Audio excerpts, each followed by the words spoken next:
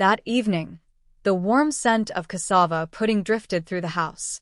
Lisha's mother, Anna, was stirring a pot of Lolo stew, humming a soft hymn under her breath.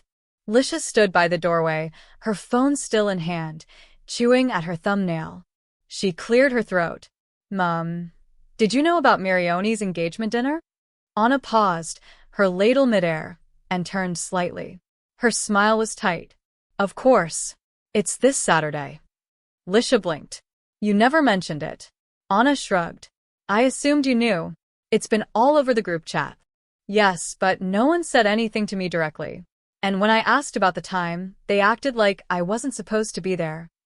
Anna was silent. Her eyes dropped back to the pot. The soft bubbling filled the space between them. "Mom," Lisha pressed, "am I invited?" Anna took a long breath. "The guest list is complicated. Some people are attending. Some aren't. Maybe Marioni wanted something small." Lisha scoffed. "Small? There are 50 people in that chat, and they're all discussing food and dresses. How is that small?" Anna turned off the stove. She is under pressure. Her fiancé is from Suva. His family has expectations. Maybe they're the ones deciding things. The room felt colder suddenly, despite the heat of the cooking. "But I'm her cousin. Her closest cousin. We spent every school holiday together. And now I find out from group photos." Anna picked up a cloth and wiped her hands slowly. "Maybe it's best not to push. Sometimes these things happen." Lisha stared at her mother. She wasn't angry. Not yet.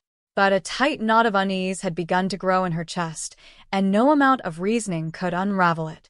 She turned and walked away, back to her room. Outside, the crickets had begun their night songs. But inside her head, silence still screamed the loudest. Friday afternoon arrived with a strange energy in the air. In Savusiva town, shopkeepers were selling last-minute flower garlands, and the scent of roasted chicken floated from street stalls. There was a buzz, unmistakable. Even the local tailor had hung a sign outside, "Closed early for family event." Lisha wandered through the town, her eyes scanning every familiar face. Everyone seemed to be in on something. Everyone but her. She walked past Marioni's aunt, Aunt Mir, who was giggling with two women outside the salon. "See you tomorrow," one of them said cheerfully. "Hope the hall's ready." Lisha slowed her steps. "Hall?" She doubled back. "Aunt Mir," she said, feigning a smile. "Which hall are they using for the dinner?" Aunt Mir blinked. "Oh, the church hall." She smiled nervously. "I thought you knew." Lisha nodded slowly, pretending. "Right. I just wasn't sure of the time. It starts at 6:30. But come early. There'll be kava before." The words came out casually, but they stung like salt water on an open cut. So, it was not a small dinner. Not a private thing. It was a full event. And no one had sent her an invite. Not even Marioni. That evening, she scrolled through social media. Sure enough, there it was, a glittering invitation graphic. Digital. Pink. Elegant font. Marioni and William. Saturday. 6:30 p.m. Savusiva Church Hall. She tapped the profile. It had been posted 2 days ago. The guest list must have been handled through private messages. Her inbox remained empty. At midnight, Lisha found herself wide awake, the moonlight pouring through her window in silver beams. She opened her messages with Marioni, scrolling through months of silence. The last conversation was 3 months ago, a meme about a wedding dress disaster. They had laughed. She had written, "Hope you won't wear something like this when it's your turn." Marioni had replied, "Never. You'll help me pick the dress when it's time." Lisha stared at that message now, the irony a bitter taste on her tongue. Her fingers hovered above the keyboard. She wanted to say something. Ask why. Ask if she had done something wrong. Instead, she typed, "All the best for tomorrow. Hope everything goes well." No reply. She placed the phone face down on the table and stared at the ceiling. The silence from her cousin was louder than any rejection. The next day, the town felt different. Music floated from the church hall by midday. White streamers and fresh palm leaves adorned the entrance. The cars lined the street. Lisha sat by the beach, just far enough to see, yet not be seen. She watched a group of cousins walk past, arms linked, laughing. They wore matching lavender dresses. She recognized them all, cousins from La Besa, distant aunties from Lautoka, people who never posted in the group chat, yet somehow they were here. Dressed. Included. The pain was no longer a dull ache. It throbbed, heavy and constant. Then she saw Mirione. She stepped out of a decorated vehicle, glowing in a red lace dress, a flower tucked behind her ear. William was beside her, tall and proud. They looked radiant. Happy. Lisha swallowed hard. The kind of hard that scratches your throat.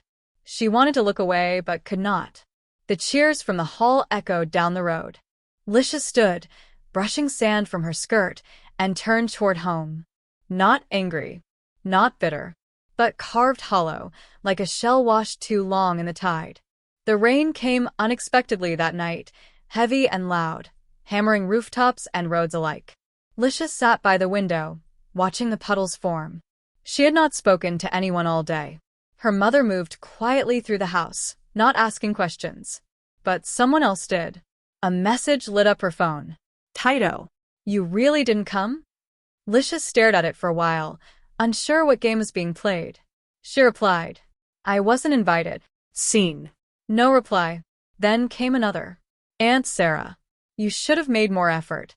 Your family. Lisha's hands trembled. The nerve. After being excluded, she was now being blamed for not showing up? She replied simply, making an effort works both ways. She turned off her phone, buried it beneath her pillow, and let the rain drown out everything else. The following Sunday, during church service, the village seemed unusually full. Lisha sat at the back, trying to be invisible, but the glances found her. Curious, judging, sympathetic, some even smug.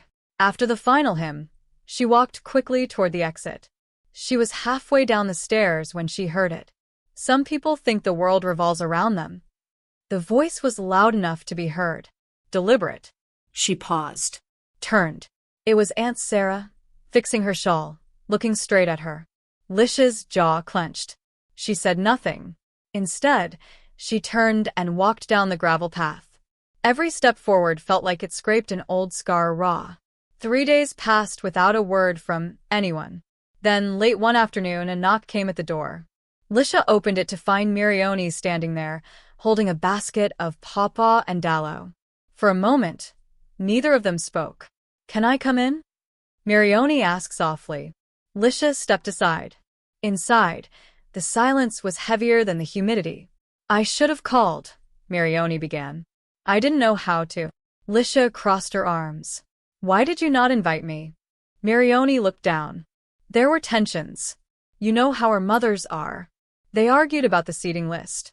Someone said you'd be busy with your job. Others assumed things. You could have just messaged me. I was scared. Lisha stared at her cousin. Of me. Of making things worse. Of reopening old things. Silence again. Lisha sighed. I would have come. Even if it was just to help clean up after. Mirione's eyes filled with tears. I'm sorry, Lisha.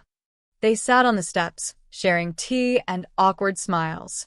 The air between them was less tense, but still uncertain. I miss us, Mirione said quietly. Before all this. Me too. Do you think we can go back? Lisha didn't answer right away. She stared at the horizon where the sea met the sky. I think we start again, not go back. Mirione nodded. They sipped in silence. 2 weeks later, Lisha received a message. It was from Mirione. No graphic. No group chat. Just words. Come over. I'm cooking. Just us this time. Lisha smiled. Not everything had healed, but something had begun. Not an event. Not a performance. Just a real, quiet invitation. And that, perhaps, was the one she had needed all along.